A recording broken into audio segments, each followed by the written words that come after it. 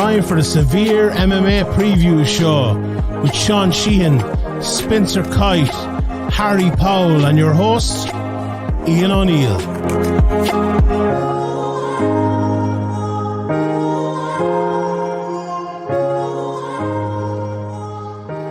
That's right. We are back once again for the Renegade Master. Great tune. I like that one too. For UFC 282, the last pay-per-view of the year, and the Fab Fours here. We have the pleasure of being joined by Sean Sheehan, Spencer Kite, and Harry Powell, and we're going to take you through all the action on a pretty entertaining pay-per-view card. Lots of interesting fights throughout. Jan Blachowicz, obviously, and Magomed Ankalaev is the main event, replacing Yuri Prochazka and Glover Teixeira, who had to be pulled from the main event. Glover Teixeira actually pulled after Yuri Prochazka hurt his shoulder, could not continue. So he was pulled from the card as quickly as you will see Kylian Mbappe covering 20 yards. And now he finds himself on the sidelines like Erling Haaland, watching all the superstars in action as they will throw down. Paddy Pimblett in the co-main event will take on Jared Gordon. Big spot for Paddy there, and a big fight. Santiago Ponzinibbio, Alex Morono, Darren Till, Dricus Duplessis, and Bryce Mitchell, Ilya Tapora rounds off the main card. We're going to get straight into it, guys. I'd like to talk a little bit, and I'll bring you in just a sec, Sean, because I thought you spoke very well about Glover Teixeira's situation here, who is the kind of the fella who's left out in the cold here. Spencer, I know you're a big Ankalaev fan, and I do agree that he does deserve his title shot. Unfortunately, I know you are too, Harry. There's lots of Ankalaev fans here as well, but I gotta go. I go to EKS first, or ESK. Sorry. You have to feel a little bad for Glover Teixeira in this situation. You know, UFC wasn't willing to play ball with them here. Is it the result of them not maybe stacking this pay-per-view card as much as they should? We've normally seen 2 title fights per pay-per-view for this reason only. And I think it's a little unfortunate that he's left out in the cold, but he'll probably get his chance against the eventual winner on Saturday night. What's your feelings on that situation? I think that's the important part, right? So long as he is next in line, so long as he gets full prep time and he gets the next opportunity, and we don't fuck about and figure out somebody else that slides in there or anything like that. Like, the winner of this fights Teixeira some point in 2023, the next light heavyweight title fight, because I fully understand his decision. Right. So that everybody knows this wasn't just, piss off Glover. It was, okay, you and Ankalaev. And he was like, no, not fighting that dude on 3 weeks notice. He's a completely different style. He's an absolute menace. We're not doing that. We can do it later, and I'll do it if we push it back, 6, 8, 10 weeks, whatever it was going to be. And the UFC said, no, we need now. And so they went with the fight that was already made and just gave them 2 more rounds and said, you're fighting for the vacant belt. It sucks for Glover, but I understand his decision. I understand the UFC's decision. And as long as he gets the next shot, this all sort of works itself out. And I'm not that upset about it. Indeed. Shawnee, obviously, look at Magomed Ankalaev on a 9-fight win streak here now, gets his much deserved shot at the title. We have Jan Blachowicz, former champion, coming in based on, one win is on a 1-win streak. I mean, the reason I'm bringing you in here is that, was there a case here to bring your guy Jamahal Hill into the mix? And does this kind of mess up his kind of road to the title as well? Because there's a bit of a backlog now. Obviously, Prochazka will have to come back. If Glover's going to be next in line, Jamahal Hill is going to be kind of a little bit left out in the cold as well. Did he miss an opportunity, or did the UFC miss an opportunity maybe to bring him in here against Ankalaev, where we could just have fresh meat at the top of the 205 division? I would agree with you normally, but in this case, do you know what, I'll say no, because look at what happened here. There was 2 lads in a title fight, 10 days ago, and now we've 2 completely different lads in the same title fight now. So basically 4 people have been signed to a title fight within the space of 2 weeks. Like, Prochazka looks like he's going to be out for a good while. These shoulder injuries are no joke, as I know myself. And what if, like, let's say whoever wins here, let's say they break a hand, let's say they break a metatarsal, let's say they pull a hamstring or whatever, and they're 5 months out. Jamahal Hill is fighting Anthony Smith, isn't he? let's say he goes in there, destroys him. We'll quickly forget that Glover Teixeira's waiting on the sidelines. We'll quickly forget it. Let's say Jamal Hill wins that fight, has another quick turnaround in another fight maybe, and wins both of those fights by knockout. We'll very quickly forget Glover Teixeira is waiting in. Now, I'm not saying that's right. I would agree with what Spencer said there. I think Glover should be the one in line. But one thing we should know about the UFC these days is they don't let a backlog happen just because they need so many title fights to fill so many cards. The reason this fight is happening is because they needed a title fight for this card. If they didn't, if it was all right, they probably would have said, look, Glover, grand, we'll have the fight in a month's time. You can have that extra bit of preparation time and we'll do it then. But they were desperate. They needed it, in their opinion. Is that the truth? It probably is for this card, but maybe they shouldn't have made it a pay-per-view. Maybe they should put it back onto a normal card or whatever that might be. But they're, if everything goes to as expected, winner this, whoever wins will win. They'll be ready to fight in March of next year, and they'll fight Glover Teixeira.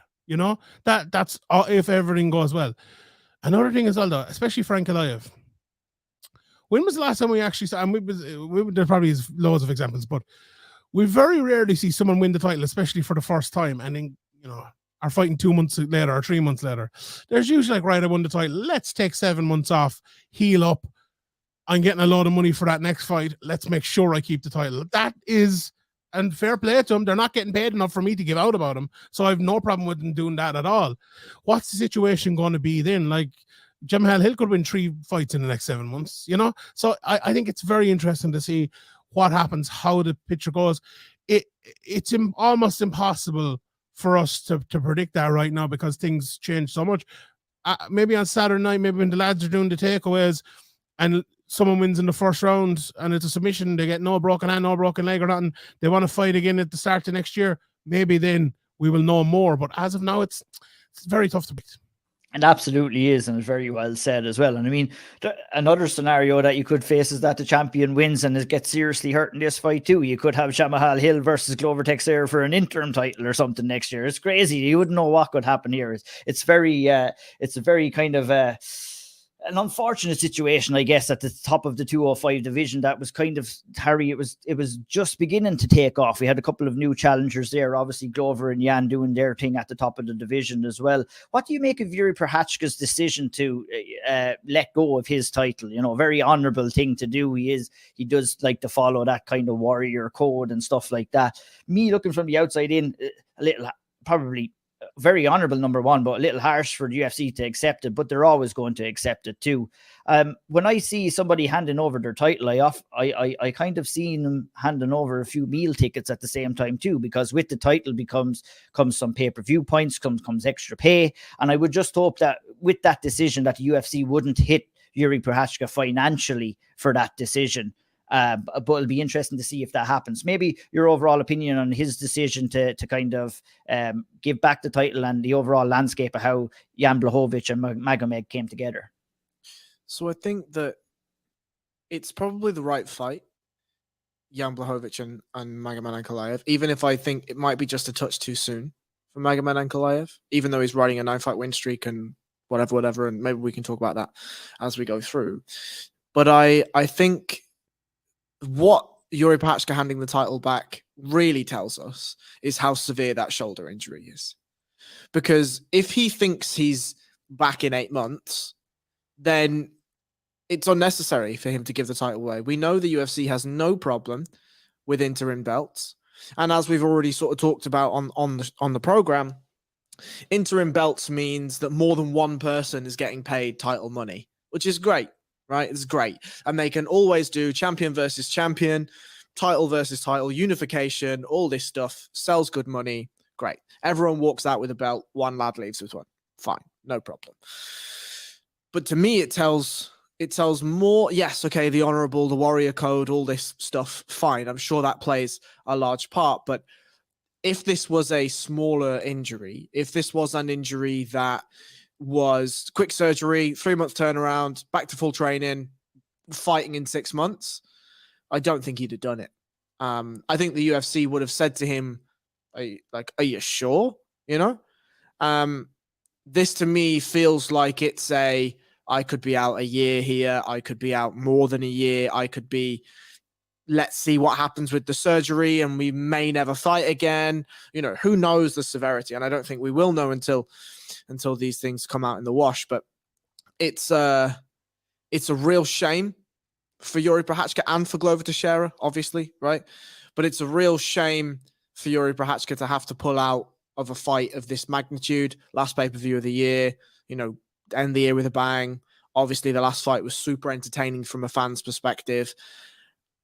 And you get to run it back, and he can't. So from Yuri Prochazka's perspective, a massive shame. But obviously, if you're Magomed Ankalaev and Jan Blachowicz, it's perfect, right? It's absolutely fucking perfect. Absolutely. Look, I'm going to throw a little spanner in the works here now over the Yuri Prochazka situation. Something that's been going around in my head with a big hashtag allegedly on it right now. But we're talking about Yuri Prochazka, who's been tested 47 times by USADA this year in 2022. I'm thinking, could there be a possibility that there might have been something flagged that they're trying to keep under the radar, because UFC nor USADA are privy to announce any positive test results either at the same time? I mean, am I going to Alex Jones on that way of thinking altogether? I'll leave that open for anybody to answer and call me out. I think the big issue here is that the UFC came out and said about the injury, didn't they? Mm. And he came out and said about the injury. If it came out that was the thing that happened, they would look very, very, very bad. And do you know why they wouldn't do that? Because the UFC don't give enough of a shit about their fighters to want to protect them that much. So I would say no. Do you know one thing as well? Can I just make a point here while we're talking about the fight getting cancelled and all of that? I made it in the podcast, so I just want to know if you agree. Like, this almost feels worse than an interim title. Just not the fight. The fight itself was grand, but like what they've done with the title here, because it is two lads were supposed to fight for a title. Now it's two different lads. It just feels to me like a bit of a silver title or something here. It doesn't even feel like, no, the interim makes sense because one guy will win, and then when the other guy comes back, he's going to fight him. It's not even that now. It feels like now we're talking about the second guy is going to fight the winner, and maybe not even him. It's going to be another guy maybe who fights him. It feels like they're going to be fighting the fifth best guy in the world when it wins here, not the best guy in the world. I feel like if they'd made this an interim title, it might have even been better. I think so too, to be honest, because I think, like you said, you know, you can put the interim on the title. We've talked time and time again where we've been confused at situations where the UFC have created an interim title where we feel they shouldn't have. And now we're looking at a situation where they could have created the interim title and they've not done that. Now, maybe Yuri Prochazka and his offer kind of just made the decision for them. It would be interesting to see. But I guess that those are all conversations that are going to be had behind closed doors. And we probably will know the true. We won't ever figure out the true kind of scenario that played out there. But you know what? The cage door will close on Saturday, and Jan Blachowicz and Magomed Ankalaev will kind of fight for the undisputed 205 title. Spencer, how do you see the fight playing out? Who are you fancying going into this fight? Do you think that it plays the 5 rounds plays more into Jan Blachowicz's hands more so than Magomed Ankalaev? I'm curious to hear your thoughts. So I don't know per se whether it favors either one of them, because they were both preparing for a 3-round fight. Now, obviously, they've had a couple of weeks here to ramp things up, and it's not like most MMA fighters go in there and they're like, cool, I'm only going to train 3 rounds because I'm only going to go 3 rounds. This is all I need to do. It's usually multiple rounds on top of that. So I'm not worried about gas tanks or anything like that. This fight has the potential to go, and this is going to sound very basic, many different ways, as most fights do. I think the most likely are one of two things. We either get a really entertaining fight because Jan Blachowicz is coming forward and being kickboxery and doing those things and creating some chaos. But the more likely is we get a relatively, I'm going to use the word boring, and I don't mean it in a like so a lot of people will think it's not entertaining. I will be very impressed because it will be very technical. It will be very skillful. It will be very tactical. And it will be Magomed Ankalaev being very, very good at all the things that he is very good at and shutting down Jan Blachowicz and making it, you know, probably 25 minutes where he wins a unanimous decision, either 50-45 or 49-46. And a lot of people and my colleague up there opposite square of me here will be like, oh, this is just terrible. This is just fucking terrible. This guy's fucking terrible. But I'll have enjoyed it. Yeah, I mean, when me and Can I Sean, answer? Can I answer yeah, that? go for it. You can get that rebuttal there. Do you know what reminded me of there when you were talking? You were talking about very technical, very good, a bit boring. Who does that remind you of there? I mean, Israel Adesanya is where you're going. And what happened when he fought Jan Blachowicz? He got out wrestled, but Israel Adesanya is don't forget he got outstruck as well. But Israel Adesanya is a middleweight, and he's not a gigantic fucking Russian. Yeah, that has more all around skills than Israel Adesanya has. Yeah, is Magomed Ankalaev a better striker than Adesanya though? Technically, I think he's a good technical striker. No, but, yeah, exactly. Yeah, so I think he's a better wrestler. One at a time, please, lads. Come on, let's keep it fucking gentlemanly here. I absolutely I agree with what Spencer is saying. If it turns into a more of an MMA fight, I think it's very even. I don't think Ankalaev will dominate in that area. Maybe I don't think Blachowicz will dominate like he did against Izzy. But I think the takedowns helped him to win that Izzy fight. But if you're saying just the takedowns, like I know a lot of people have said that in the past, I think that's, and I'm sure Harry will talk about this here better than I will, but I think that's a very kind of infantile way of talking about that fight. Like I think, Sean Neely's spoken about this before the fight, and he just was so right afterwards, because you look at the level of people that Blachowicz has actually fought and trained with, and the level he's come up fighting against. He's actually he's one of those fighters as well. And I said this on the podcast at the weekend. He's so good, we don't really understand how good he is. It's very hard to understand why he's such a good fighter. And like, I would tend to agree with Spencer. This will be a long, technical matchup. I don't think it'll be boring per se. I think it'll be an exciting, maybe not exciting is the word, but I think it'll be a good technical matchup between two good fighters. Biggest problem with Izzy is usually he's fighting lads who are not that good, and he's the only one that's being the technical one, and that's why it turns into a boring fight. When there's two very good technical fighters, it isn't as boring, and I think that's what it will be.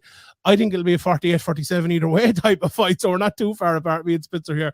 I think it's going to be very, very close, and I think, look, the one issue I would have here with Blachowicz and why I'm not fully on board with him is there's a difference between climbing the mountain and reclimbing the mountain sometimes.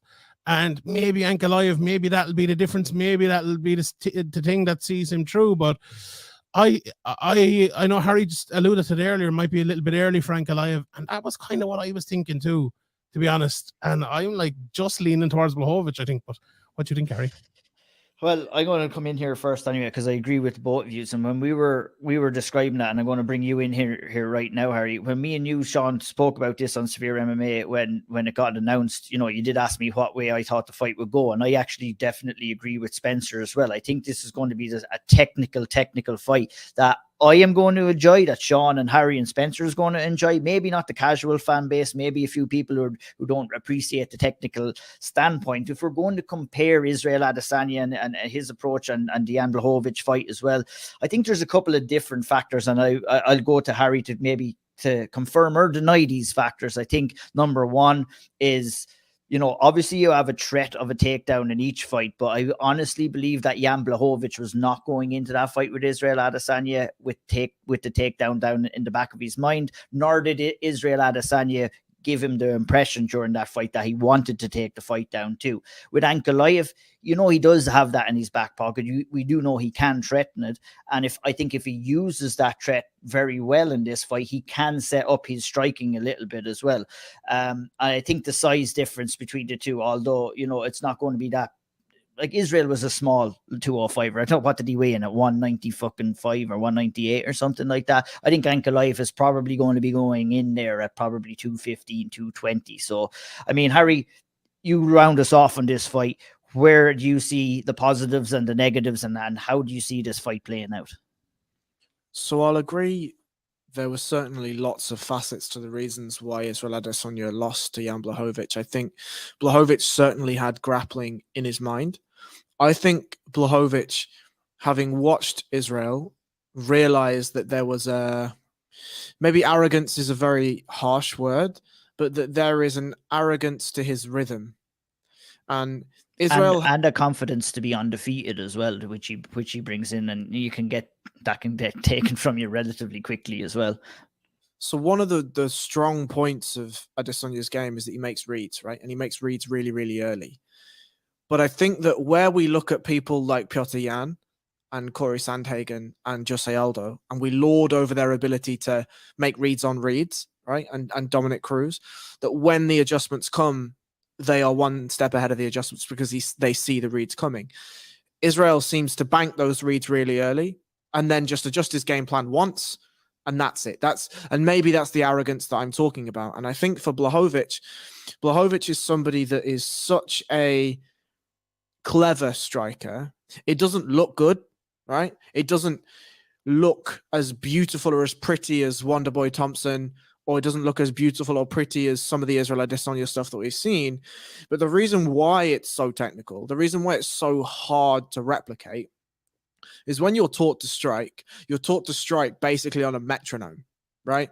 It's you throw a shot at an angle, you wait for a counter, you counter the counter, or you throw a couple of shots at various angles and you move. The creativity comes with shot selection, but everyone is generally taught to fight on a metronome. It's a 1, a 1, 2, 3. It's a 1, 4, 5, or it's a what, you know what I mean? Like they're rhythmic patterns. If you're playing at 4/4 time, Jan Blachowicz fights in jazz. Everything is offbeat. Everything's off rhythm. Everything is off angle. And to try to get that timing down, make reads and adjust a game plan is very, very, very difficult. And we saw in the Adesanya match where he had some success and he made some reads, but because Israel is so used to being able to counter people in 4/4 time, that the adjustment wasn't quick enough. And Blachowicz started to take over in jazz time. And then obviously we got to a point where Blachowicz managed to lure Israel into his own arrogance and then just took him down and exposed the wrestling. It was a masterful performance with a masterful game plan. I think Ankalaev, the same questions I have for him are about the reads. And I think this is the crux of this fight. It's not range, as I usually say. It's not necessarily footwork battle like I usually say. I think the crux of this fight is on reads. Ankalaev has looked immature in his ability to make reads, and I think this is why I think it's a little bit too soon for him. In the Anthony Smith fight, he gets touched a number of times. Anthony Smith is not a title challenger, not in 2022. If you're getting touched by Anthony Smith, you're going to get touched by Jan Blachowicz. And that is not a good prospect for a man going into a title fight. Because if Jan Blachowicz manages to build up a head of steam, it's extremely hard to turn the tide on him.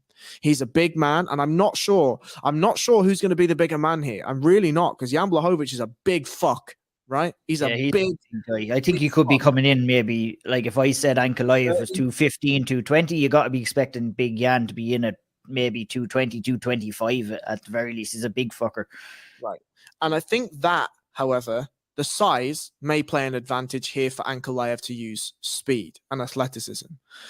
Ankalaev is slow and ploddy on the feet, but when it gets to the grappling, he's slick. He knows what he's doing. He cuts angles really, really well. He advances his grip sets really, really, really well. And when he gets people down, he's generally a fighter that keeps them there for longer periods of time. That, to me, is the question. If Ankalaev can make the reads and form an adjustment and catch Jan in the offbeats, he will be able to initiate both grappling, and the grappling will then change the range and change the pacing and change the tactical awareness of everything else for Jan. You have to force Jan away from jazz time and more into 4/4 time. How do you do it? How you do it is by winning footwork battles and allowing Jan to come to you. Take a round. This is 5 rounds. Take a round and do similar to what Piotr Jan does or Jose Aldo does. Take a round and just see what comes. Obviously, don't get yourself fucking clobbered in there. That's dumb, obviously. But go in, see what he has to offer. And as it's coming, just offer a jab here, offer a body shot, offer a bit of a kick. He has a throw a fuck ton of feints. That's what I'd be doing. Just throw a fuck ton of feints. See what comes. And then based on what comes, we see what's there. Maybe shoot at the takedown. Maybe try and pressure footwork him into the cage. Maybe try to initiate a couple of clinch exchanges. Just see what's there. Just feel out the process, feel out the arsenal, feel how strong he is, feel how big he is, see the way he moves in the clinch. Does he feel like a jiu-jitsu guy, or does he feel like a guy that's done a bit of proper grappling with some proper grapplers? And then we start to implement our takedown. Data wins this fight, I think. Yeah, very well said. And you know, for the exact reason, the way you explained that out, Harry, is why I feel that that's how the fight is kind of going to play out. I feel that it's going to be a real slow burner of a fight because there's a lot on the line here for Big Jan. I mean, he must be frothing at the mouth with another opportunity that to become two-time champion in the division, and obviously it's a big opportunity for Ankalaev as well, coming in with the first chance to become the champion on his first attempt as well. Really intriguing, and you know, even as we're talking about more, I'm getting more excited about it as well. It's just a really intriguing fight on paper. Interesting that we have the extra 2 rounds. I'd be worried about Ankalaev's gas tank more so than I would be worried about Blachowicz in this fight, to be honest. And for that reason, I'm curious to see if Jan Blachowicz will make the decision at the start of this fight to really press the action. Will he make the decision to try and put Ankalaev on the back foot? Not easy to move around backwards in the cage as opposed to moving forwards and pressing the action. And you know, the power factor, like you said as well, for Jan Blachowicz, I definitely think that falls on his side. It's just a really, really exciting fight. Does anybody else have anything to add before we move on to the co-main? If I can add one more thing, and just to piggyback on what Seanie said about climbing the mountain or not climbing the mountain, or reclimbing the mountain, sorry. I actually kind of feel like it favors Blachowicz in this one. Like, in a way, obviously you've got Ankalaev who's chomping at the bit. He's like, I've never fucking been in here. I've done this, I've done that. But this is his first main event, right? First pay-per-view main event? Second main event, one fight night, one now here.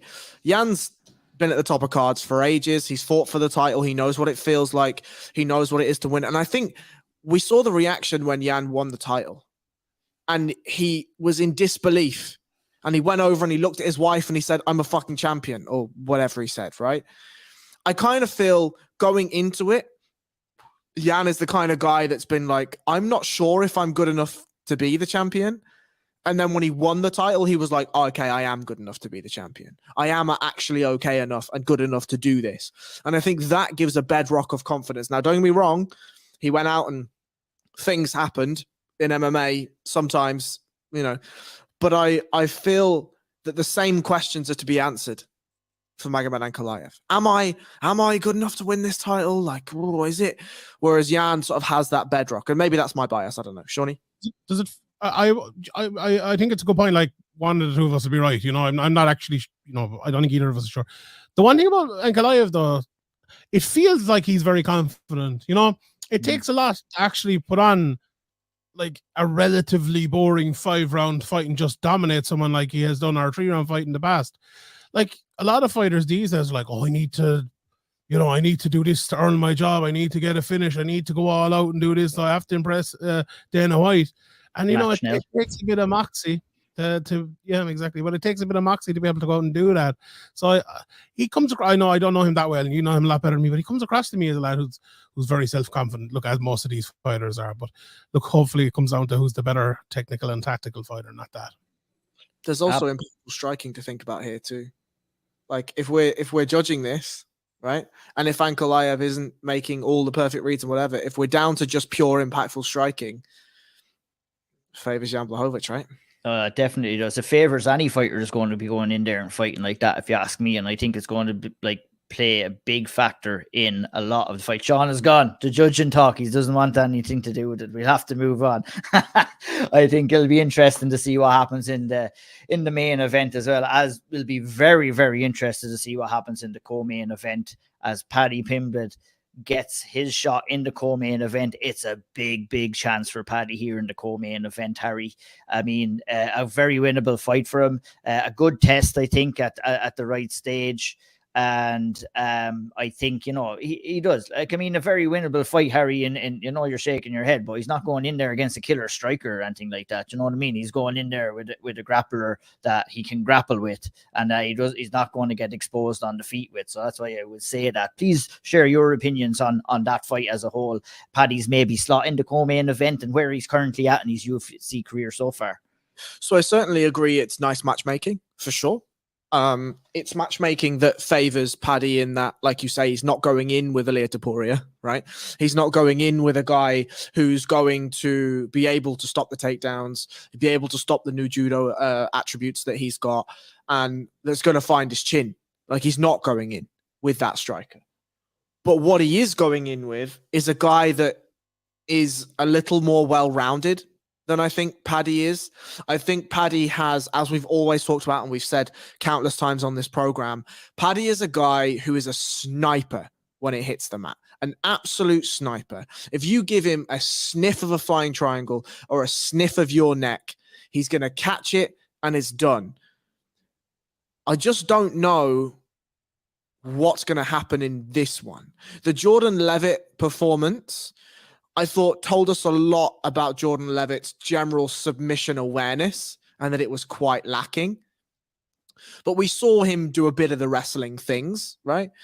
I just feel like the big crux for me, the big question for me here is Jared going to be able to create enough chaos on the feet and manage that chaos on the feet to stop Paddy winning the scrambles? Because there's going to be mad moments where Paddy jumps on things and gets into clinches and pushes him against the fence and does crazy stuff. Can Jared manage those situations? Because if he can't, it's very likely that Paddy will take him down, and Paddy on top is a pretty dangerous fighter. We know Jared Gordon's a black belt and he could certainly do the submission things himself. But Paddy, as I said, is a sniper. And when he gets to those positions, he's very, very dangerous from there. It's a nice matchup for sure. This is a fight where we can go in and there's very clear ways that both of these fighters can win. And that's great matchmaking for Paddy right now. Yeah.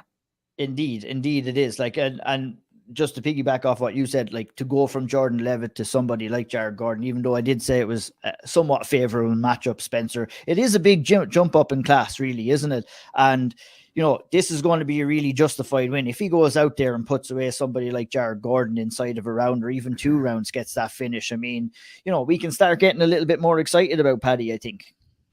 Yeah, this is the one he needs to win. This is the kind of fight we've been waiting to see him in. This one was teased at one point. It sort of came out as a maybe going to happen and then didn't. And Paddy ended up fighting Jordan Levitt. And now we're getting it. And so this to me is where you see a little bit more of what the ceiling may be for Paddy, right? I think we're probably a little more down on Paddy than others, because, and especially you guys even more so than me, having watched all of the Cage Warriors career, we've seen some of the losses and we've seen some of the holes. I would say being more realistic more so than down, to be honest, because there's people that are really blowing them out of proportion, to be honest. Much better word. This is the one that's going to answer that, right? This is the one that's going to say whether we all need to correct again, whether we need to adjust that perspective of him, or have we just been correct all along and this is where he tops out? Because Jared Gordon is a good fighter. He is well-rounded. He's gritty. He's grimy. He can win ugly fights. He can get through kind of gross 29-28 slogs and make gross 29-28 slogs. But he's also not a guy that has been in the top 15 or is going to be in the top 15 or even necessarily the top 20, top 25. And so this is a real important, like, as much as this is a big fight for Paddy, it's a huge fight for Jared as well. It's a chance to really elevate his standing. And so I have less of a question about what version of Jared we get on Saturday, because I think we're going to get the best version of him to date, because he understands the magnitude of this, and it's probably his last big shot to really get a win of this stature that elevates him, because like it or not, fair or not, Paddy has a magnetism to him and a level of popularity and fame. But for Paddy, man, this is the one that he's got to get, because if he doesn't get this one, all of that shine gets dull real quick. And charismatic or not, he's always going to have the charisma, will always be there, and he's always going to be somewhat of a draw. But you lose a lot of that when you can't win this fight, when you can't get past this point.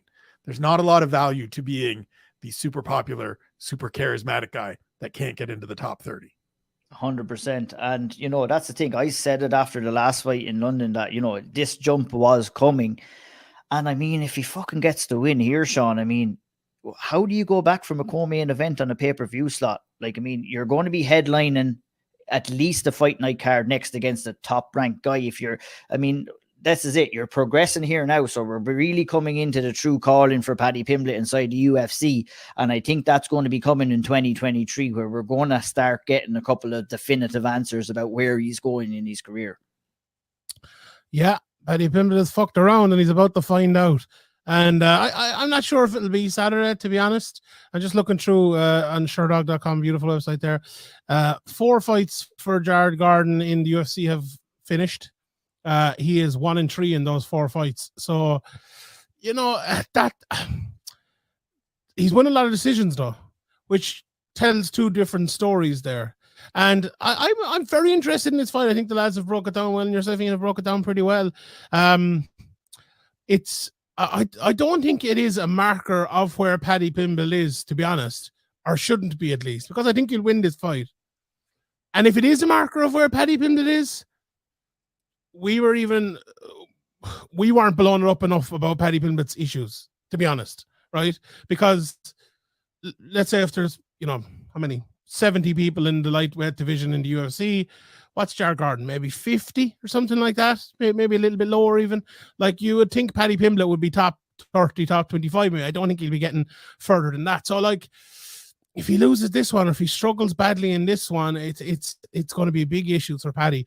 The one thing I would say about this one, where I do think it'll be interesting to see Paddy get tested here, is that Jared Gordon has been around a lot. Like, look at some of the, like, he fought Charles Oliveira in 2019. You know, Charles Oliveira was a very good fighter in 2019. He fought Grant Dawson this year. Grant Dawson's a very, very good fighter. You know, he's fought Chris Fishgold and teammate of Paddy Pimblett and others down through the years, and he's been in the UFC. Leandro Santos is a great fighter who he's picked the win up in his last fight against as well. Like, a very decent fighter. He's been in the UFC for 5 years, and even outside the UFC, like Paddy Pimblett, he fought Bill Aljo. He fought good people outside of the UFC as well. So this is a guy, you know, who has a lot of experience. He's climbed his way up. He's been on, you know, in big cards. Never one pay-per-view card last time out, so he knows what it's like to be on a big card. I wonder, will that help? Because I think the big issue for a lot of these, you know, the bus drivers that Paddy Pimblett has been fighting lately, is that they get in there and they're just overwhelmed and shocked by him, right? And that is a big issue in a fight. If you're overwhelmed and shocked by a guy, and what's going to happen here on Saturday night, as we saw with Molly the last day, that crowd is going to be massively in Paddy Pimblett's favor. There's going to be absolute bedlam for him there. And, like, especially maybe even if Darren Till wins as well, and we talk about that later, and the whole Liverpool thing kind of gets going, it could even be bigger. Maybe that won't happen. We'll see.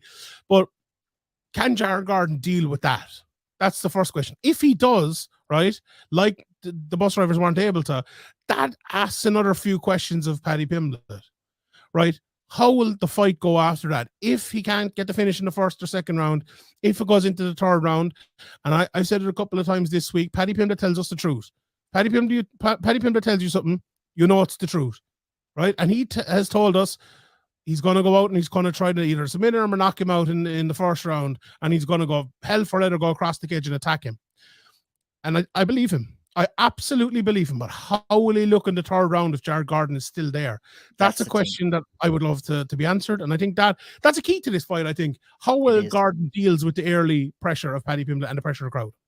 It is. And look at, if we're getting into a battle of mentality here, you're talking about Jared Gordon, who is a recovering addict who had a tough life before he found cage fighting and battled through that and has battled through his UFC career to get into this position as well. And we've seen Paddy Pimblett, not sure be so strong when he's good at being the hammer, but not so much being the nail. So I think that this fight ticks off all the boxes. We've got a good guy. We've got somewhat well-rounded Jared Gordon, good solid grappler, and he's going to well-rounded is exactly correct. yeah. All right, yeah. Yeah, so it'll be interesting to see. I mean, what do we think is next if Paddy gets the win here, lads? Or are we getting too far ahead of ourselves here at this stage? I really don't think it matters. Let me explain that. I don't think if he wins here, I don't think it has to be headlining a fight night show. I think Paddy on any card in really any placement sells. Would it be amazing if he headlines the March show in the UK? Sure. Could he do it? Sure. Especially if he runs across that cage and destroys Jared Gordon. Sure, it writes itself. Grand. Tom Aspinall, probably not ready to be back yet. Darren Till might lose to Dricus Duplessis. Fine, no They'll problem. probably do Leon Edwards and Usman in the UK, though. That's right, and you're not getting. If that's not happening and it's going to be a fight night rather than a pay-per-view, they're not going to do that, right? But they will do a Paddy Pimblett on the top of a card. I reckon they could slip him in. Oh, sorry. He could be co-main Leon Edwards Usman. That's what I was going to say. I reckon he'll be co-main event, and I reckon it'll be you cannot put him in that fight without putting him in a fairly well-known guy. You have a name? Clay Guida. Well, last week, be a name, be a test. Spencer, what do you think? Something like it? I mean, if I'm picking names that I want in terms of people that have fought recently and we want to see a test, give him Money Moicano. It's way too big of a test.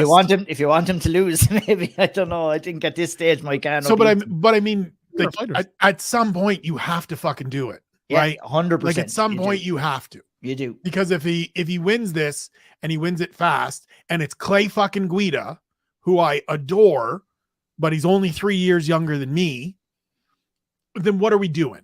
Mm-hmm. Like we at some point we have to stop fucking about. And so do we? I mean, no, we don't. Okay. Officially, no, we don't.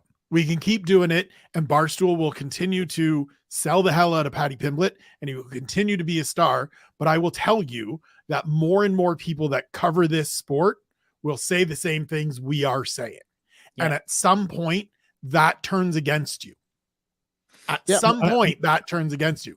It may be far enough down the road that you've gotten all of your bullets, that you filled all of your coffers. And so you just milk it for as long as you can. But like the more times you keep lining up, as Seanie has called them, bus drivers, taxi men, we're going to start losing people. You're going to have people being like, this is the fight? Really? So I don't agree. Exactly. I don't think we are either. I think that people have bought into Paddy Pimblett winning fights. They don't give a shit who stands across from the cage from him. The hardcore fans, you and I, look, take those fucking rose-tinted glasses off. You and I are the same person. You and I want to see him fight the real fights. We want to see him fight guys that will test him properly. And I don't mean beat him. I mean test him.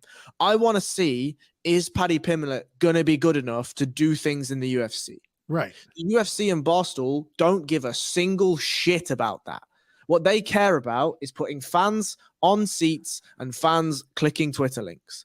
And to do that, you line Clay Guida up, you put him in his wheelchair, and you fucking kick him down the ramp, right? Or somebody similar. Right, but at some point, no, that comes to a point that as you're trying to sell that. But this is the thing. They will. They'll have to give him somebody, Harry, at some stage. No, they definitely don't. They sell Paddy Pimblett. It doesn't matter who he's fighting as much as it matters that Paddy Pimblett is fighting. I bet you it does. I bet you it does, because we've seen it again. MMA fans are MMA fans, guys. I think. Name me a person of the same charisma and the same level without the skill set, right? Name me somebody that the fans have called to be sold. Name me somebody. Called to be Jimmy, what? Fuck off, Ben Askren. when you say called to be sold, what do you mean? As in, to be sold properly as a fighter like an Israel Adesanya or a Conor McGregor with real tests against real fighters. Well, I mean, I would say you look at Molly, right? Molly had those 2 wins. You could have kept lining her up against fucking cab drivers. Did and anyone? said, I didn't see any calls on Twitter for her to fight a ranked fighter. I didn't see it. Please put me in there wearing black. Huh? I think what Molly was a fuck up. I think they did it the wrong way. Yeah, they definitely did. 100%. Weird thing is here, and I think the answer to all this is I think we all kind of agree in principle, like what should happen. The interesting thing is what will happen. Like, it feels like there's a big secret around Paddy Pimblett, right? That only a few people know. And it feels like, so the question here is, do the UFC know that secret? Like, do the UFC know that Paddy Pimblett's not that good, right? And if they do, and if I was Dana White and I was matchmaking Paddy Pimblett, I would ride it out as long as I fucking could. I would give him bus drivers, taxi drivers, Lewis drivers. I'd line them all up for the next fucking 2 years. Uber make drivers. Money out of him as I can. Wait for Conor McGregor to come back, lose a couple of fights, and then give Paddy Pimblett versus Conor McGregor, make a massive fight, make a shitload of money out of him, put Paddy Pimblett into a title fight. He get absolutely destroyed. Bob's your uncle, Fanny's your aunt. But when have they ever done that? When have they ever done that smart thing, right? When have they ever done that version of it? And it was Harry's question that really sparked this thought with me, is that, and he's fucking spot on, to be honest. I think we're dealing with an anomaly of a fighter here who has a bigger personality than he does with a skill set. And the UFC, similar enough to what they had with McGregor, is that they'll probably try and figure it out as they're going along. With McGregor, obviously, he had to have that skill set to match the personality. But with Paddy Pimblett, you know, you stick him in there with Ilia Topuria next, and he is going to get absolutely destroyed, even no matter what weight it was at. I think that's what the UFC probably don't want at this stage. The problem is exactly what Spencer said earlier. Like, what if Paddy does get a loss? Like, will the talk be the same then? Will the hype be the same then? Like, the UFC's job right now, right? And I don't think this will work, but what they should be like selling us is that we're bringing Paddy Pimblett up slowly so he can improve. So when he's in his prime, we'll give him a match. Where the reality is, Paddy Pimblett's already in his prime. This is the best Paddy Pimblett we're going to get, probably. And like, that's a difficult thing to do, right? Because the problem there is there's 2 solutions. You either keep running, throw the Spencer in a second. You either keep running him forever or you get him fucking beat. Which option would you pick, Spencer?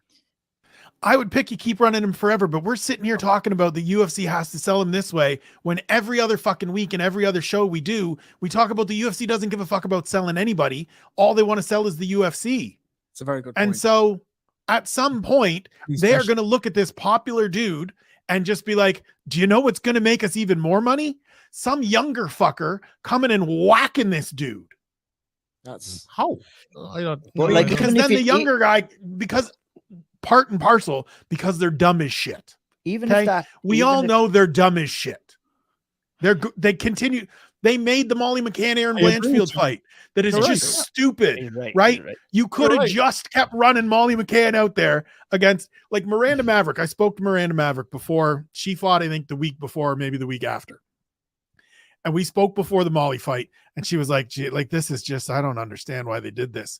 She went out and beat Luana Carolina, and then they gave her a step back against Hannah Goldie, who doesn't fight in that division, and she knocked her out, and everybody got all excited. She's not good. Aaron's going to clobber her. And it was like, I agree. They could have just kept running her out there against the Hannah Goldies of the world and just keep letting her be a local superstar in Liverpool and a big draw on these London cards. And they fucked it up, and they fuck it up with most people. And at some point, they are going to screw this thing up. I mean, at what point, if a loss does come, can it be, you get that loss, and then you're back in the rebuilding fun stage again. Obviously, having that loss under your belt, it depends what way that loss is. Is it a close decision? Is it is it a devastating knockout? Is it a submission? You know what I mean? Like, because there are ways where Paddy can get beat where he doesn't look too bad. Obviously, getting It has to smart be against the right person, though. Has to be. It has to be against the right level of person. You go back in and you can match him up. Then you can put him in with a top level guy. He could get found out. You could go on to rebuild again and have a little bit more fun, make a little bit more money. But eventually, I think it's going to have to become a point where, and that's the fine balance that the UFC have to fucking find with Paddy Pimblett now, is what is too much, but not too little for him right now in terms of opponent. And it'll be very interesting to see. Sean finishes off on this, but we got to get moving on. 50 minutes in and we're only 2 fights deep. What they need to do, right? They need to get some short notice, really bad fighter to beat someone ranked like number 6, right? And then put that guy against Paddy Pimblett. That's how you do it. Come on. Kazula Vargas. Come on. Take a night off from driving your Uber to fight Paddy Pimblett again. Let's do it. Yeah, I'll finish it off. Look, I'm enjoying this Paddy thing. I feel bad sometimes that we like say he's bad. We all want him to be successful. I think we all do. We all do. You said that. Paddy Pimblett wins the title. Nothing would please me more than if Paddy Pimblett went out there, beat Guida, beat Money Mike Hanna. What are you saying, Harry? I love Paddy Pimblett. Like, Paddy Pimblett's good business. Paddy Pimblett's good for us all. He'll do loads of numbers on fucking YouTube shorts and all. It's absolutely brilliant. Like, what more would you want?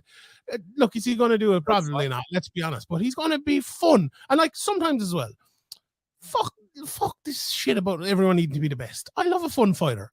I like a Clay Guida. I like a Diego Sanchez. I like Joe Lozon. I've always loved those lads.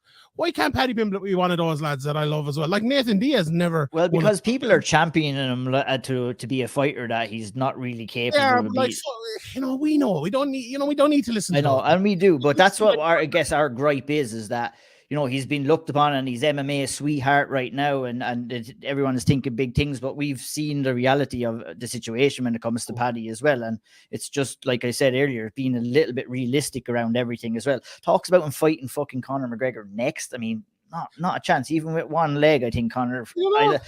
maybe like you said, a couple of fights in a couple of years when maybe Conor's a little bit more withered, but I think Conor absolutely smokes him. That makes a lot of sense. I think McGregor smokes him if they fight next. I don't think Conor can get anywhere near 55 right now. He's going to have to cut off that leg.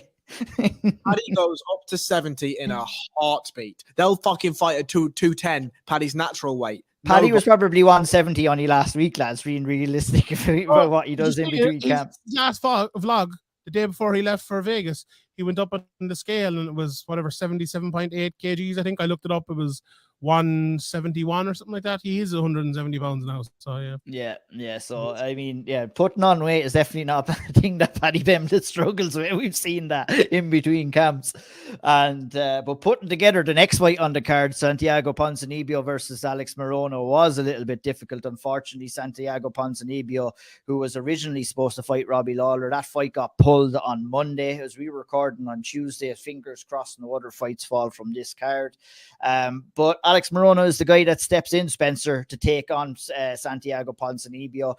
It's at 180 pounds now. Glad that they don't have to fight weight or drop any weight at such short notice.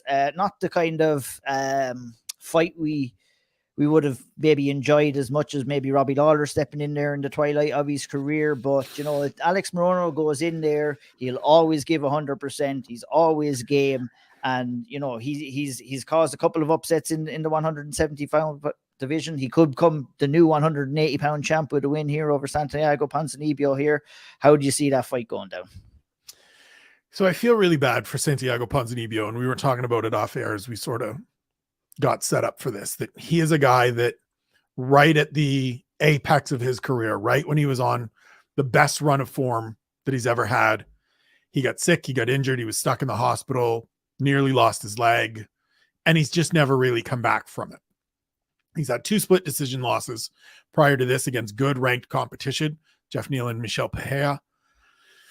The fight with Robbie Lawler was a good opportunity for him. We saw Brian Barberina, who fought last weekend and lost to RDA, knock out or finish Robbie Lawler. It was a good chance for Ponzinibbio to get a name win and get moving in the right direction again.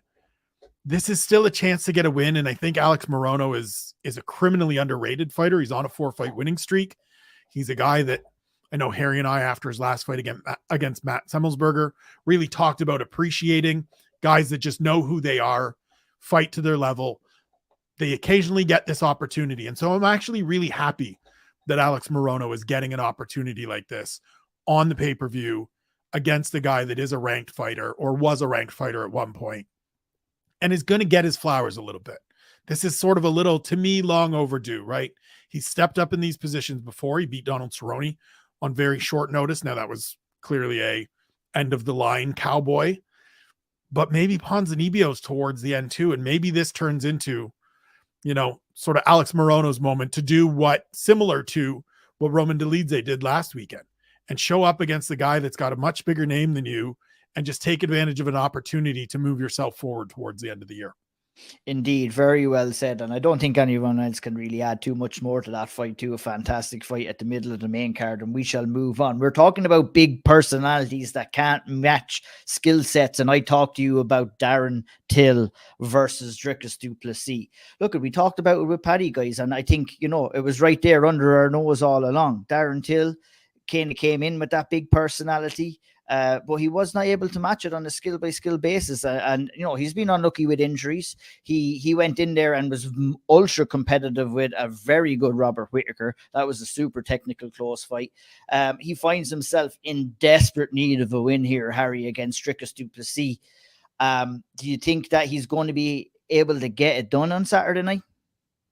No. I mean, I actually disagree. I think I disagree with the point about him being overrated. He certainly was overrated, but I don't think it's anywhere near the level of Paddy Pimblett. I think that no, I'm not trying to compare the two, but the thing really is the grappling. And I think for Darren, obviously, as we've said, he's had some really horrendous injuries with his knees and other things, but it's just, I don't know what it must be a mentality thing that's not quite getting everything to meld together when it's under those bright lights. But you don't have competitive fights with Robert Whittaker and or Stephen Wonderboy Thompson if you're not a very, very good fighter. Now, the Wonderboy Thompson decision was very contentious. The Robert Whittaker fight was very, very close. I just think Dricus du Plessis is just a little bit more active than Darren Till is. Darren Till sometimes suffers at waiting for the perfect shot. He's one of the sort of the older school Muay Thai guys where it's lots of big impactful shots, but they're waiting, right? They're waiting for the strike. They're waiting for the time. They're waiting. His footwork is very a right angle, which isn't great for defending takedowns. And he keeps his hands quite high too. I think the question for me is, it's the first time that we're going to see Darren Till after having spent a good amount of time at the All-Stars camp. What has that room been like for him? What has the close relationship with Khamzat Chimaev been like? Because if there's a man to show you some takedown defense and to really push you in training, it's that guy, right? And if Darren Till can keep on the feet and can stuff the takedown attempts and can stuff the cage wrestling and the clinch work, I think he has a good chance against Dricus du Plessis. I think he has a good ability to land shots. I think he's long, he's rangy, he hits hard, and he's a sniper. We've seen it. When he finds the perfect shot and he lands really well. I need Darren Till. I need to see Darren Till put it together. And if he puts it together, we can have a conversation. If he doesn't,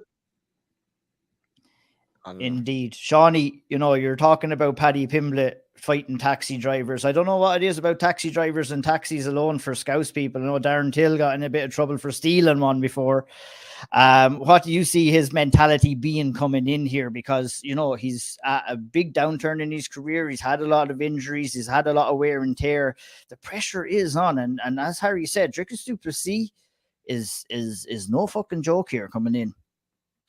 Yeah. See, my biggest problem here is I don't really pay attention to the injuries and what's the personal life and things, which you kind of do with Darren Till, because I actually think it plays a big factor with me. So I'll trust your guys' judgment on that.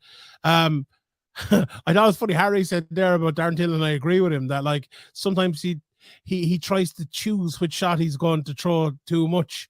Dricus du Plessis is the exact opposite. He just throws everything out there and he doesn't choose anything. And that gets him fucking hit and hit a lot. And like, Dricus du Plessis is the dream matchup on the feed for Darren Till. He really is. Like, what would you want if you're a good, slick striker who's good at counterpunching? Look, he can attack as well, but he could counterpunch. You want someone who just throws it out there. I don't know if you saw the clip this week that went up of the Derek Brunson Robert Whittaker fight, and he just runs and like windmilling, and Whittaker absolutely fucking just picking him off step by step by step. But I feel like I could see this fight going that way. Now, someone sent me the Roberto Soldic Dricus du Plessis first fight this week, and reminded me Dricus du Plessis can wrestle like a motherfucker as well. That might be the route to go here. And if he does that, but what we were talking about earlier, people trying to impress Dana White, going out there having fight at night. I feel like Dricus du Plessis is a little bit like that. Now, maybe I'm wrong. I think Darren Till has gone from massively overrated to actually a little bit underrated, probably now, if he can be fit, if he can be at his best. If Darren Till is anywhere near his best, I think he wins this fight, because I think he can keep it standing, and I think he will win the fight if he's near his best on the feet. But the wrestling will be an issue if he's at his best. If he's not at his best, sorry, it'll be an issue. But I find this one very hard to pick. Till at his best wins, I think. I'm not sure if he can be at his best. And Dricus du Plessis has a lot to be able to beat him. Like, just the wrestling, first of all, but also that mad pace and the fact he'll throw everything out there and something could land. If you are off the pace and if you can't catch him with your counters, and if you are off a little bit, it's going to be very hard to win that fight. So it all comes down to that. And I'm looking at the confidence too, Sean, as well. You know what I mean? Confidence that Darren Till going in, only have winning one fight in your last 5. It's going to be so important for him, Spencer, to go in there and get off and get to a good start, and maybe like land a couple of shots in the first minute, get comfortable inside the cage. I don't think he can afford to go out and really sit on the back foot too much with someone like Dricus du Plessis. I think he's going to have to really get that confidence in himself. Showed Dricus du Plessis that he still means business. Will he have the ability to do that, or won't he? We won't find that out until Saturday night. What are your thoughts overall on this fight? I mean, a lot of what my colleagues here have said ahead of me, this is just such a gigantic question mark fight for Darren Till. Like, this in a way, to me, is his standing in the division, his standing as a potential contender. This dictates his future. Because if he can't go out and if he can't be at the best and go out and beat Dricus du Plessis, then we can't talk about him as a contender anytime again soon. And like, he turns 30 on Christmas Eve, so there is still time to get healthy all the way and work with the All-Stars team and shore up some of the things and whatever.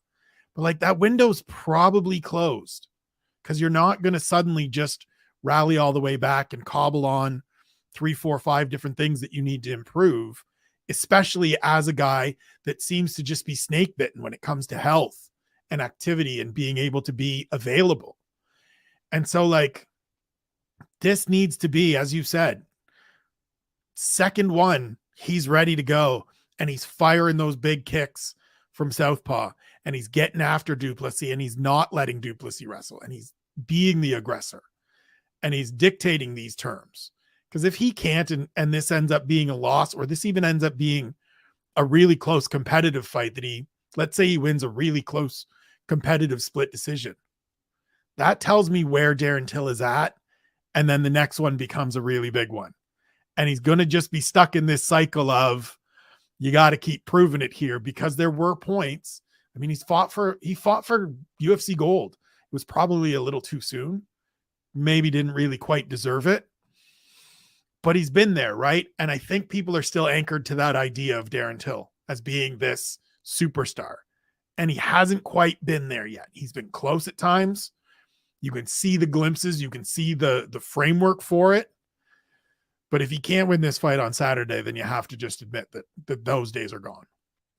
Indeed. One fight that we definitely can get excited about is the main card opener. And boy, oh boy, what a fight it is. Bryce Mitchell might not be a person you'll go for political opinions, but if it's a guy you're looking for to get the fight down and dominating the grappling departments, he is your guy. Unfortunately for him, Ilia Topuria is more than happy to kind of grapple with him, and I'm sure he will be looking to defend takedowns and get off his shots in this fight. Ilia Topuria is a guy who will be probably in the top 5 of my list of fighters that I look forward to watching whenever I do see them on UFC cards. I can't wait for this fight, Harry. I know you can't, but you're biting your nails and everything, man. You're the anticipation in London must be huge for this fight. I've got lots of excitement for this fight. I can't fucking wait. I honestly cannot fucking wait. Whatever happens, the winner of this fight is going to be the spotlight. I'm telling you that I don't see many other performances coming out here. If you beat Ilia Topuria, you're a serious fucking fighter. And equally, if you are able to stop Bryce Mitchell from dominating you on the ground and dominate you in grappling exchanges, you're a serious fighter. I think the thing that we learned about Ilia Topuria in his recent outing against Jai Herbert is he can come back from severe adversity, right? He looked fucked in that first round. Absolutely fucked. Battered from pillar to post in a couple of those exchanges, managed to weather the storm, up a weight class, comes back, does the things, blasts Jai Herbert out of there. Amazing comeback. Amazing comeback.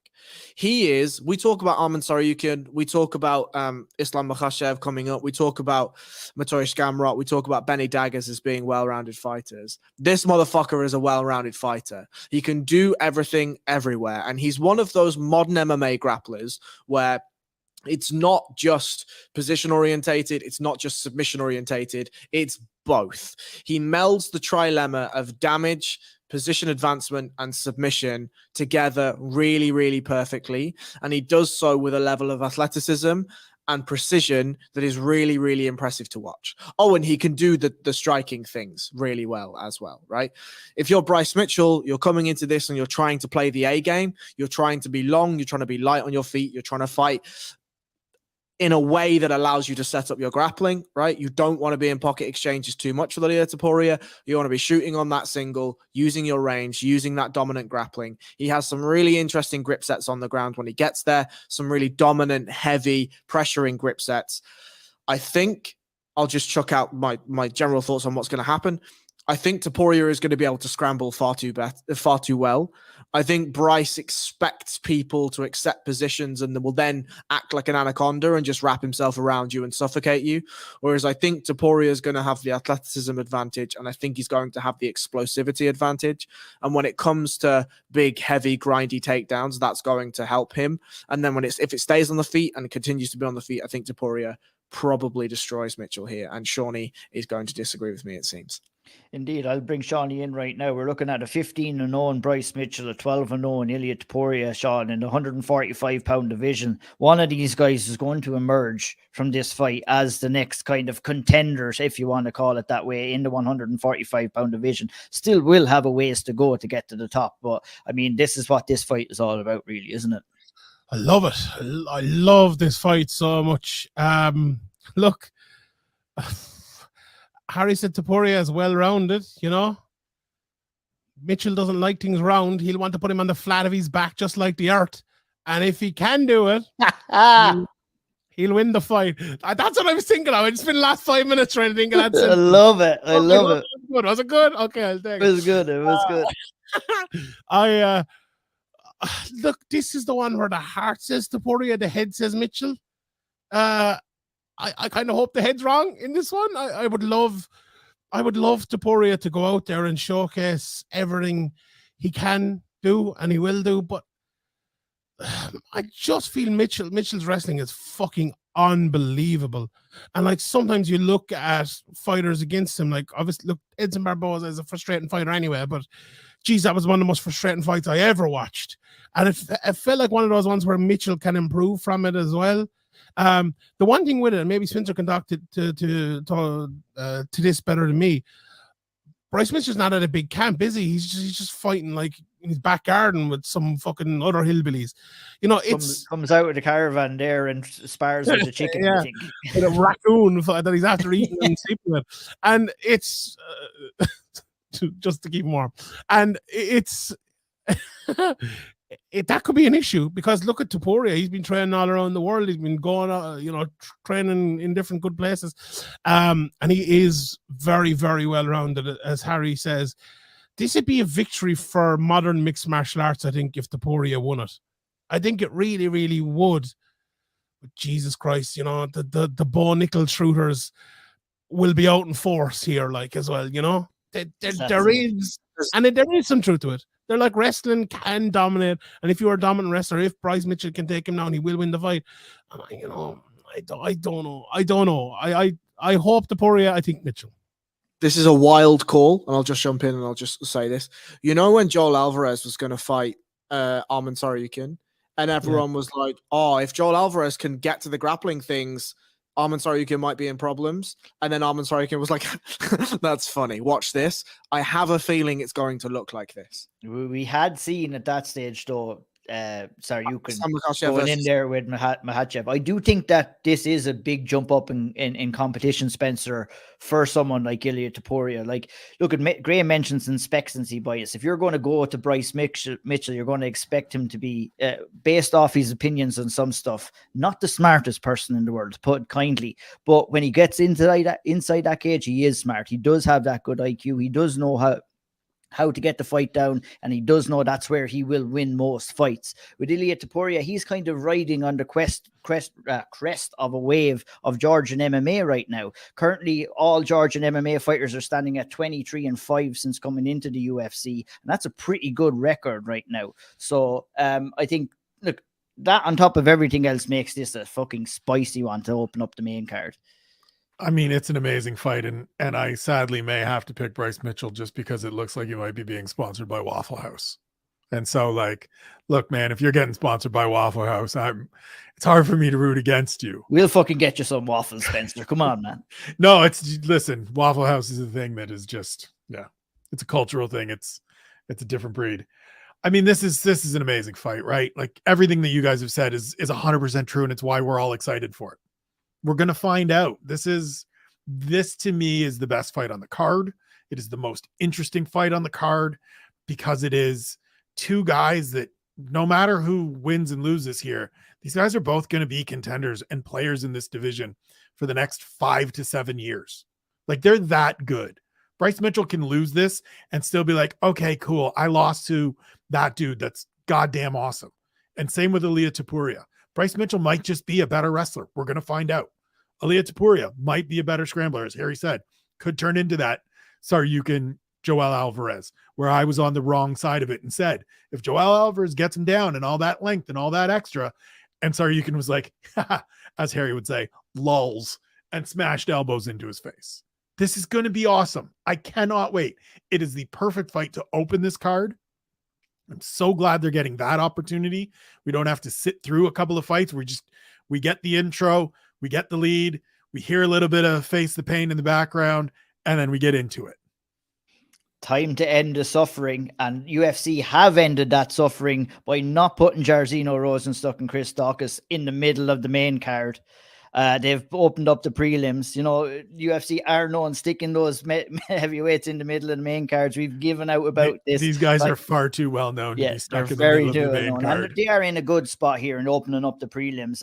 Look, we're going on here. I'm going to nitpick the prelim section. We're not going to go through every one of these. That will be an interesting fight in the heavyweight division. A guy I'd like to maybe stop on and get Harry's opinion on is Raul Rosales Jr. I think he is, or Rosas Jr., excuse me, not Rosales, excuse me. Youngest competitor in the UFC right now, Harry. We've seen him on the Contender Series. He won a grueling grappling match there against Gutierrez. What do you think of him? Obviously very, very, very early days with him yet, and we'll find out. How do you find that matchup with Jay Perrin, and how do you think Raul Rosas Jr. is going to do inside the UFC in general? I've no idea how he's going to do in the UFC. I think it's far, far, far too early to tell. A guy that's 6-0, who knows? Like, there's absolutely no idea. He's 18 years of age with 6 fights. It is impossible, I think, to determine how he's going to do. He doesn't even know what he wants for his fucking birthday. You know what I mean? Like he's Doesn't even know. He doesn't know what he wants from Santi for Christmas.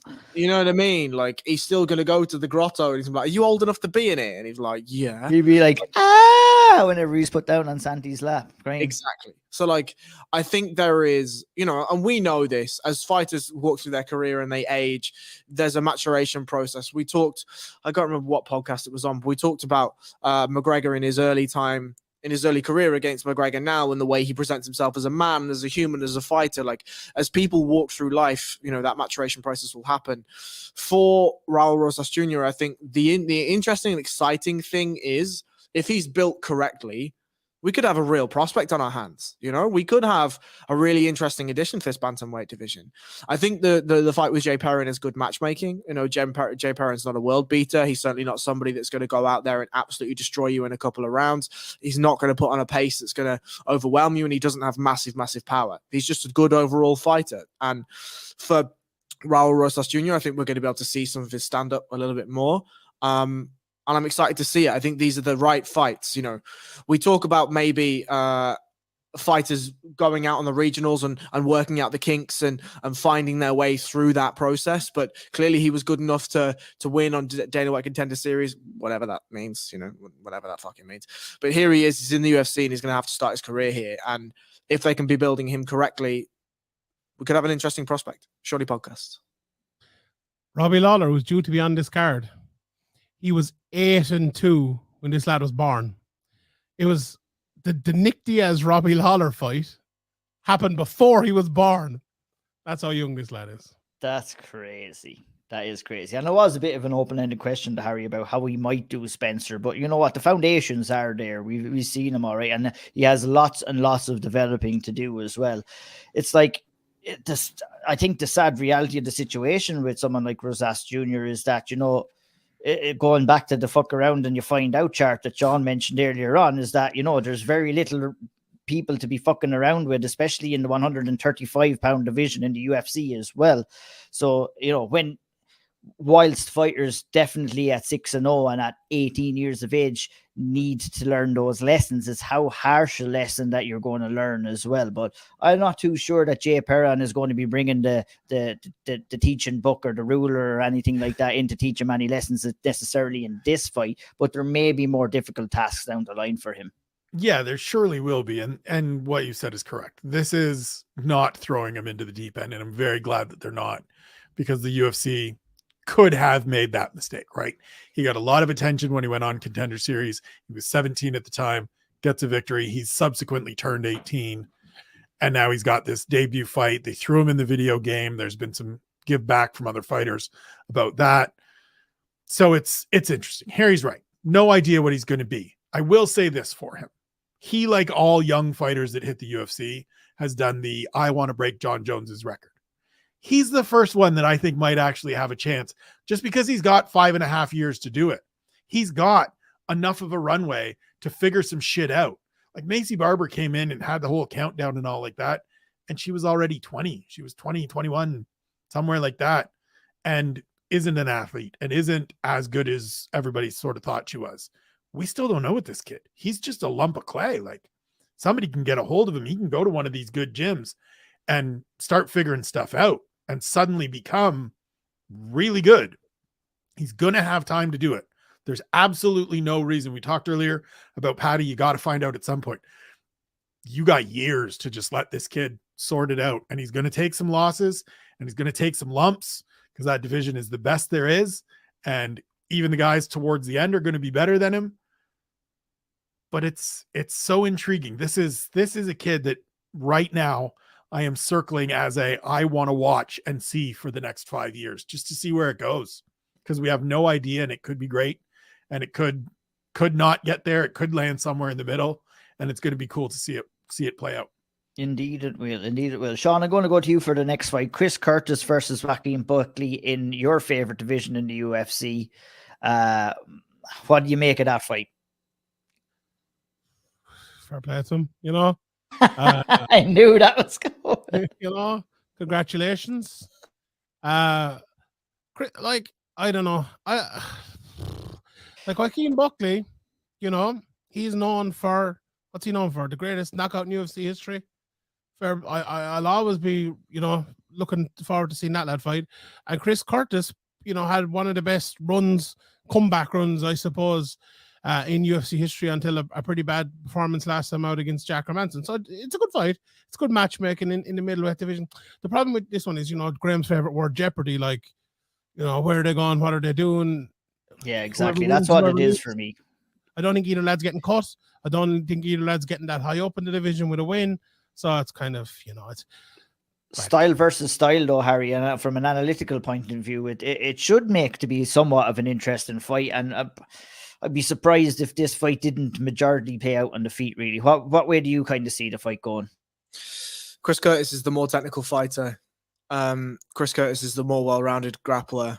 Chris Curtis is the more well-rounded fighter, sorry. I think if he can avoid the Joaquin Buckley big monstrous overhand right, he should have enough to land enough with impact to win the fight.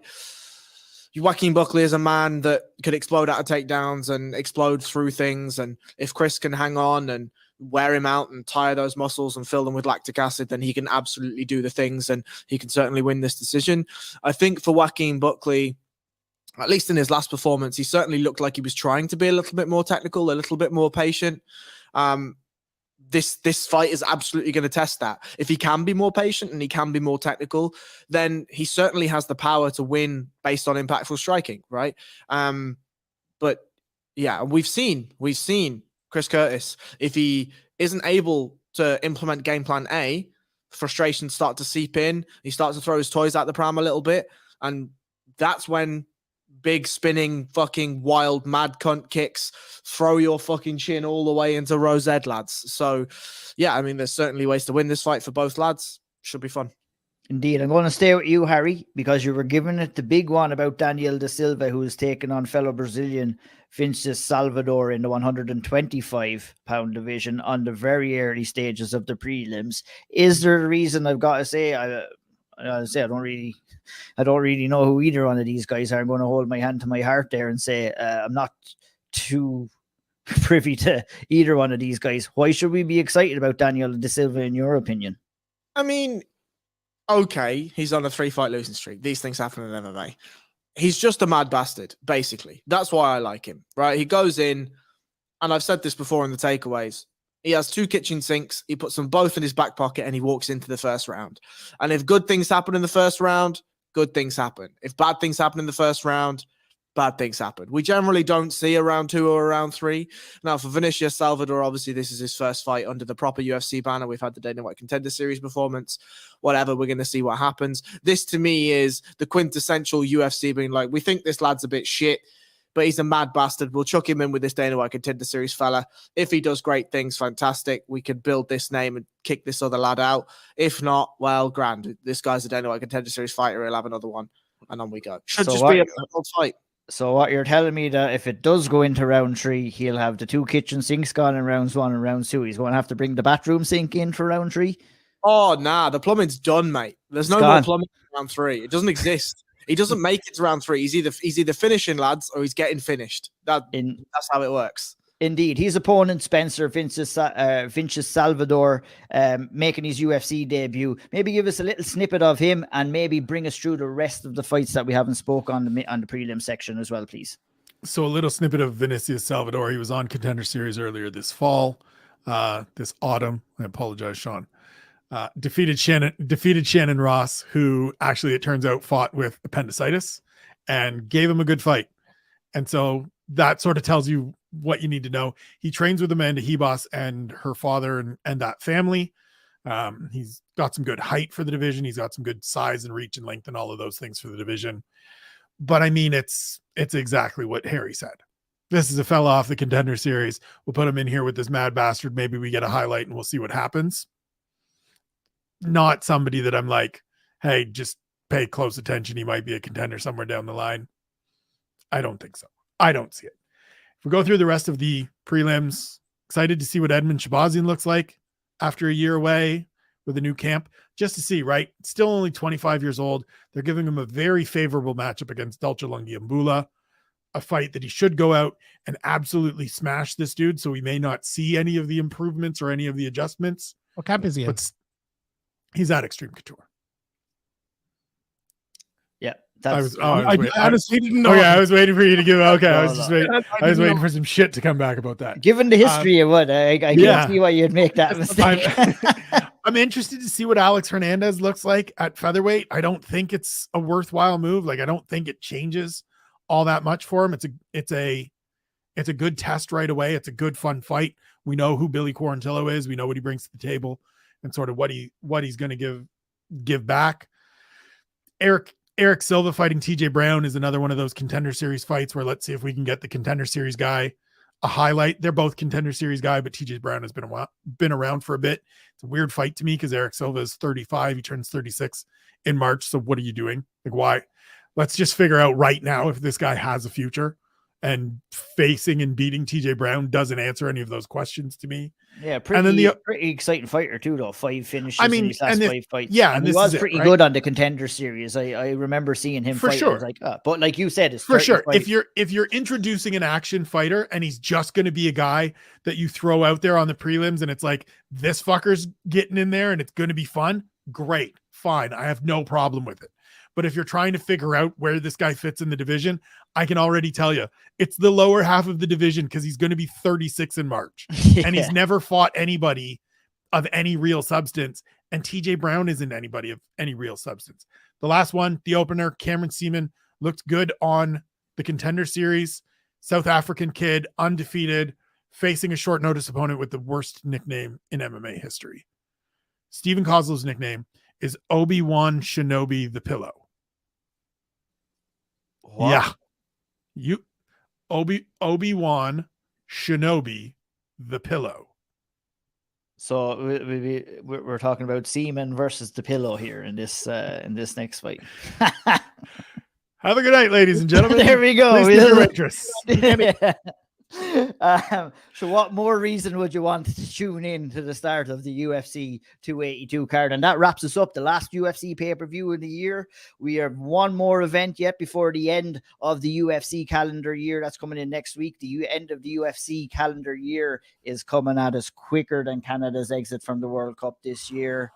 And it will be very, very interesting to see what goes down. Who will be dancing like Brazilians on Saturday night, or who will be sitting down on the subs bench crying like Cristiano Ronaldo after their fights? It'll be interesting to see. World Cup is coming to an end. The UFC calendar year is coming to the end. Strangely enough, both on the World Cup final and the UFC event on the same day, I believe. Maybe not. No. I'm incorrect. That's on December 18th. Never mind. As we shall move on, that brings us to a close to the preview show. As always, please go and support the lads' work. If you head on over to the SevereMMA Patreon, how do I get the Patreon, you ask? Well, you look up at that top right-hand corner there. It's covering that beautiful Sean Sheehan show poster right now. Head on over there, scan that barcode, join up and help us out over on the Patreon. Also, if you look down, you'll see the like button. If you look up to the far right, you'll see the subscribe button. Hit those 2 buttons and help us out as well. Go follow Spencer Kite at Spencer Kite on Twitter and on Instagram. I don't know who's coming in there. Well, I don't know what's going on there. Follow Harry Powell at BJJ_Harry Powell. Follow Sean Sheehan at Sean Sheehan. I can be found at IO'Neill MMA. Everyone's work can be found on SevereMMA and Sherdog.com, and also over on the SevereMMA YouTube. Please help us support. We've had a great 2022 and we're looking to go in strong into 2023 as well. And thank you all, as always, for tuning in. Hope you all enjoy the fights. I know I'm going to be looking forward to them. We'll be back next week for the final UFC preview.